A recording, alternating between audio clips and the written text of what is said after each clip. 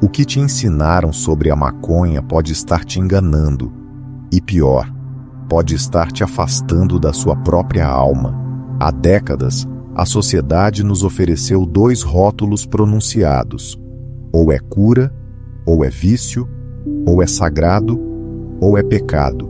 Mas e se tudo isso for apenas distração? E se a verdadeira função dessa planta for muito mais perigosa e infinitamente mais poderosa do que qualquer campanha, seja ela proibicionista ou progressista, jamais teve coragem de admitir, porque a verdade é crua. A cannabis não é um colapso, é um espelho. Um espelho que não embeleza, não filtra e não mente. Ela não te mostra o que você quer ver, mas sim aquilo que você passou a vida inteira tentando esconder. Dor reprimida, memórias esquecidas, verdades sufocadas sob camadas de distração digital e correria mental. Por isso, em muitas tradições ancestrais, essa planta não era consumida por qualquer um. Ela era uma iniciação, um teste, um portal reservado para aqueles que estavam prontos para morrer, ao menos, simbolicamente, para o próprio ego. Hoje, aceda-se um baseado entre notificações de celular e playlists. Transformamos um ritual milenar em um objetivo pretendido. Mas não é o THC que mudou, é o ser humano. Perdemos o contorno da reverência. E quando a reverência vai embora, o caos se instala. Este vídeo não é mais um clichê sobre se abrir para o universo ou sentir boas vibrações.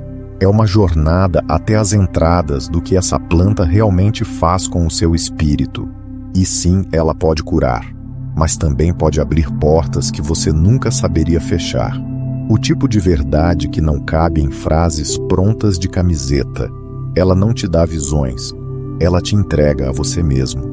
Essa é a chave que quase ninguém está disposto a mudar quando se fala em cannabis. Porque ela não é geradora, ela é amplificadora. Não invente nada. Basta aumentar o volume que já existe dentro de você. É por isso que, para muitos, ela desperta ansiedade, paranoia ou aquela sensação incômoda de estar sendo observada. A explicação não é nenhum tipo de erva, nem na dosagem. Está na verdade nua que o espelho começa a revelar. Carl Jung chamava isso de a sombra, os aspectos reprimidos de nossa psique, aquilo que escondemos até de nós mesmos. A raiva nunca expressa, a dor que foi engolida, a vergonha que se transformou em fuga.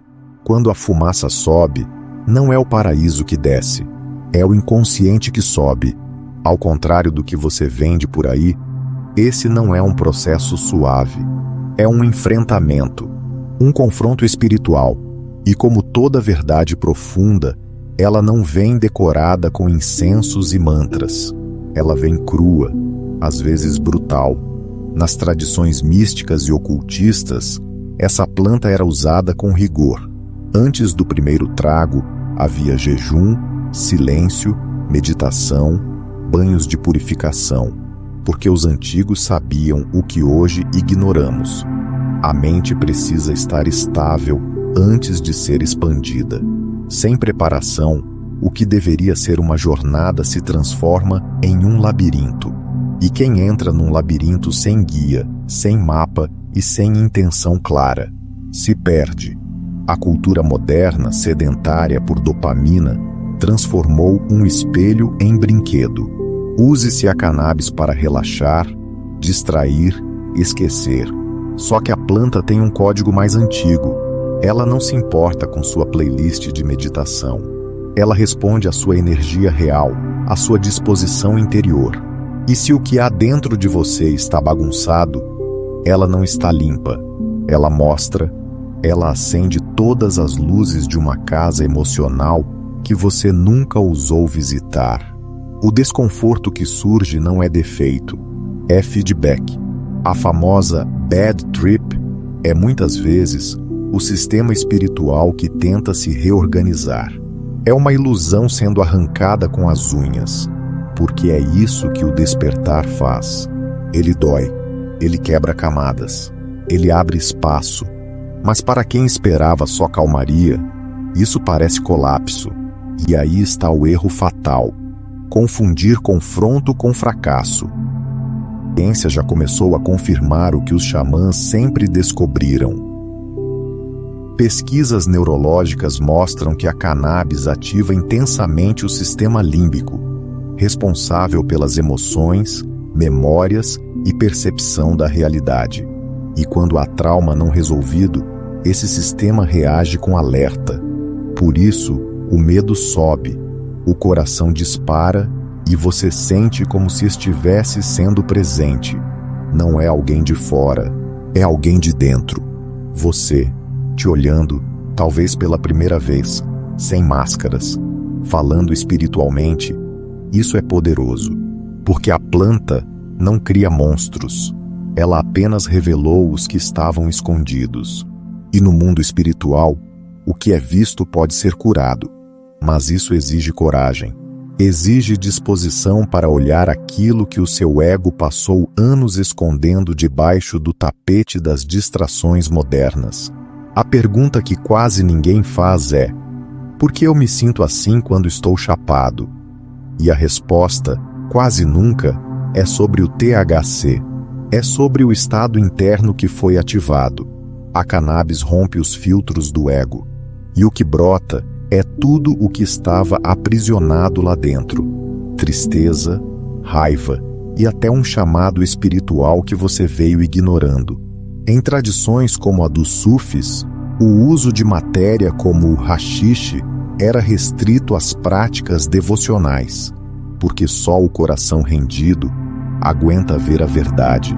Será que esses ensinamentos podem desbloquear novos entendimentos sobre nossas próprias mentes? E se aquela ansiedade que você sente, na verdade, a sua alma, pedindo atenção? A cannabis já foi oferecida aos deuses. Hoje virou figurante de stories no Instagram. O que antes era uma ponte entre mundos, hoje é vendido em drive-thru, com nomes que soam mais como marca de sorvete do que como sacramento. O problema não é planta, é o que fizemos com ela.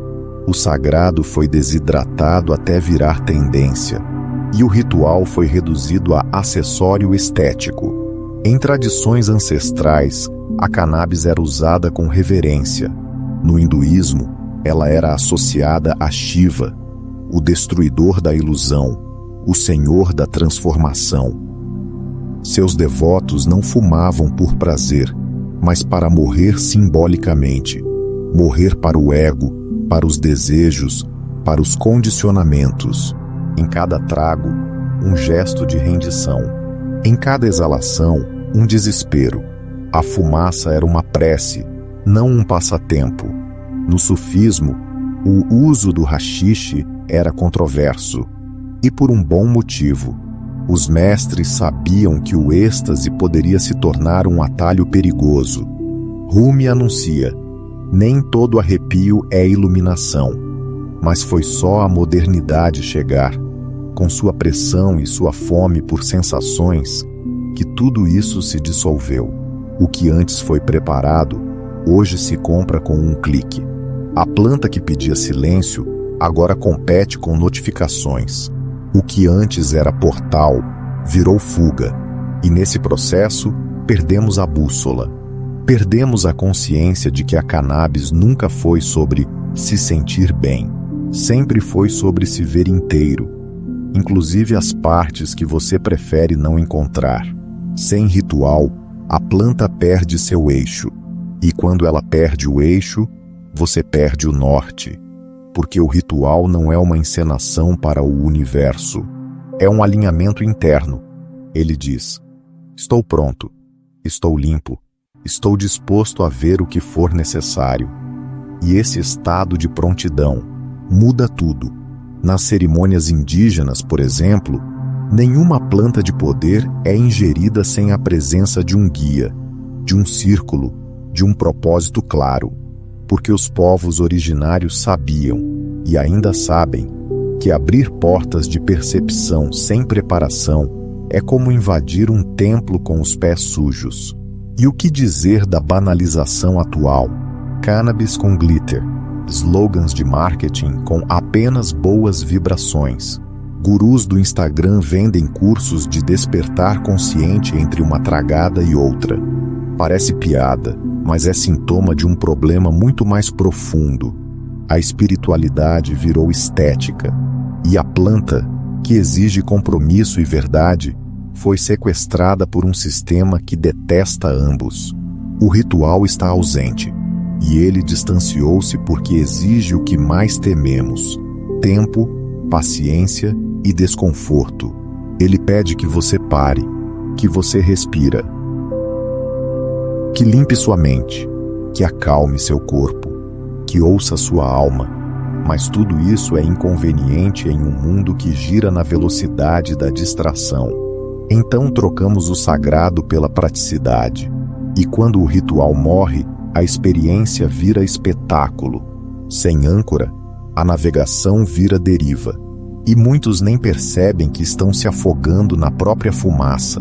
Você está pronto para enfrentar a verdade definitiva? E se o vazio que você sente depois de fumar não é por culpa da planta, mas há espaço que você deixou de construir antes de usá-la? Nem todo brilho é luz, nem todo insight é verdade. A maconha pode sim abrir portas de percepção, pode afinar sua sensibilidade, dissolver fronteiras do ego e até oferecer vislumbres do divino. Mas aqui está a armadilha que quase ninguém percebe: a ilusão de que sentir profundamente é o mesmo que transformar de verdade. Essa é a raiz da inflação espiritual. Uma inflamação do ego disfarçado de iluminação. Você fumou, sente-se conectado com tudo. Uma música toca diferente. As palavras saem com mais fluidez. As ideias parecem saltar da mente direto para o centro do universo. E ali, naquela névoa mística, tudo parece fazer sentido. Mas, quando o efeito passa, o que fica? Você volta aos mesmos padrões, aos mesmos conflitos, às mesmas feridas. Só que agora, com a falsa impressão do que está desesperado. É como pintar rachaduras na parede e achar que a estrutura está curada. Esse fenômeno é antigo. Nas tradições ocultistas, chama-se falsa luz, uma percepção elevada, sem ancoragem necessária para sustentá-la. Os cabalistas chamavam isso de Hod, o brilho do intelecto separado da verdade encarnada. No hermetismo, é o fogo que queima sem iluminar. E, em todas essas tradições, a advertência é a mesma. O êxtase não é o fim, ele é só um começo. E pode ser um começo perigoso se não houver integração. A cannabis pode sim ser uma descoberta, mas o evento não é o processo. Ele inicia, mas não se sustenta. O trabalho real começa quando você pega aquela visão e a transforma em prática, na sua escuta, nas suas escolhas, na sua capacidade de amar sem se esconder. Sem isso, o insight vira complementar, vira frase de efeito, algo que você exibe, mas que não muda sua forma de existir. E aqui, o ego é mestre. Ele adora vestir roupas espirituais. Aprenda os jargões, citação de textos sagrados, posta selfies com cristais, defender causas transcendentes, mas no fundo, continua operando com o mesmo medo, a mesma necessidade de controle, a mesma fuga do vazio. A cannabis, nesse contexto, vira palco, um lugar onde você ativa o despertar, sem precisar vivê-lo de fato. Há uma particularidade recorrente entre usuários frequentes: usar a planta como passaporte para momentos de clareza, sem nunca aplicar essas claras. Escrever páginas de diários. Criem teorias, padrões, enxergam onde antes havia caos, mas continuem presos às mesmas reações emocionais, às mesmas mágoas, aos mesmos sabotadores. E, quanto mais refinada é a percepção sem ação, mais perigosa ela se torna. porque agora o ego se sente evoluído. Osho alertou sobre isso. Dizia que a matéria abre portas que apenas o silêncio deveria abrir, porque o que vem sem esforço pode ir embora sem aviso. E, quando isso acontece, sobra só o desejo de repetir a experiência, como um viciado em sensações transcendentes. O risco não é planta, é o uso inconsciente feito para preencher o que deveria ser encarado. A psicologia transpessoal chama isso de bypass espiritual. Quando usamos práticas, rituais ou estados alterados para evitar lidar com a dor real, com o trauma, com o cotidiano. É uma fuga sofisticada, mascarada de evolução. E a cannabis, com seu poder de expandir a percepção, torna isso ainda mais sedutor. Porque é fácil confundir euforia com iluminação. É por isso que tantos se perdem na jornada. Começam buscando cura e acabam construindo uma identidade em torno da própria busca. Acham que está evoluindo porque sente mais. Mas não percebi que a sensibilidade sem estrutura vira instabilidade, que emoção sem discernimento vira fantasia, e que espiritualidade sem humildade vira teatro. Será que você está vivendo a verdade, ou apenas interpretando uma versão bonita dela? E se todo esse despertar que você sente por só mais uma performance, mais refinada, mais bonita, mas ainda assim, uma máscara? A pergunta nunca foi se a planta tem poder. A pergunta é: quem é você quando se aproxima dela? Porque a cannabis, usada com intenção, pode ser um farol na escuridão da mente. Mas como todo farol, ela não guia, ela apenas ilumina. E sem direção, até a luz mais pura pode cegar.